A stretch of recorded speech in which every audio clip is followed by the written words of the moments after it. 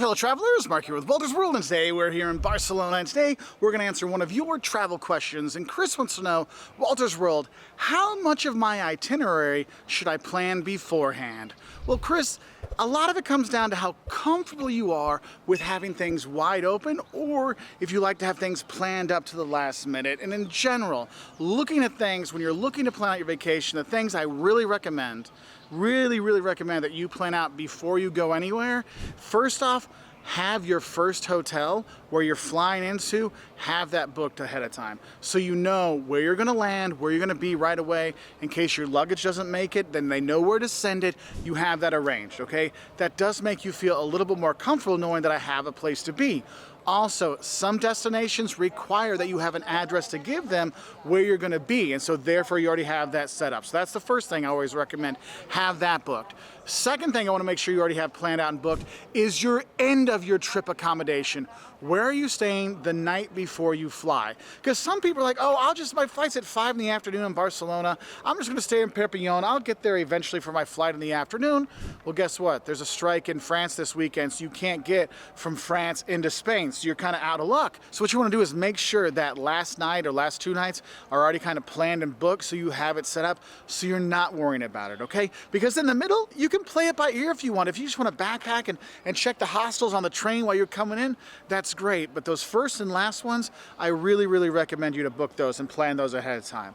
Other thing that I always recommend you plan before your trip is if you're going to go anywhere during high season, or if you want to go someplace that has a festival you want to go to where there's going to be a lot more tourists than usual, those places you want to book ahead of time. For example, I'm here in Spain, in Barcelona, in the summer. Sagrada Familia is booked out for the next week, okay? So I needed to book that beforehand before I came here.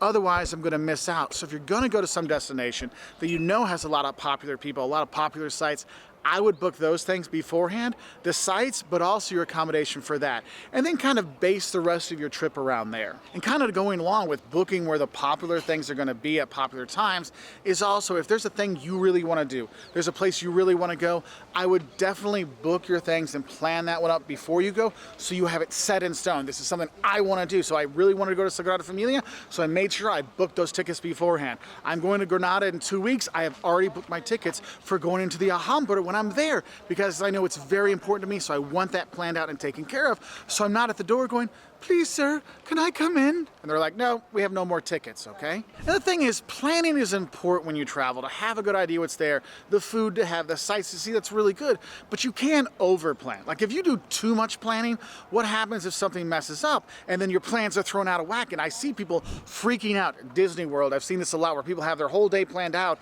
but then one of their trips or one of their rides takes longer to do, or they couldn't get to see Mickey at the right spot, so everything's like thrown up in an uproar, and that kind of hurts their vacation. That's why you always want to plan in some spontaneity. I know it sounds silly, but you want to plan in free time. If you've got kids, I know for us, we always plan an extra hour or two every day just to let the kids go play in the park. Like right now, Joss and the boys, they're running around Barcelona just having a fun time here in the park to get some of that energy out.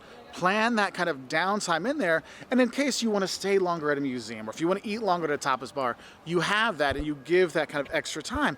Because I've seen people that they over-plan their trips and they actually get sick. And then how can you enjoy beautiful museums and beautiful cities when you feel like garbage?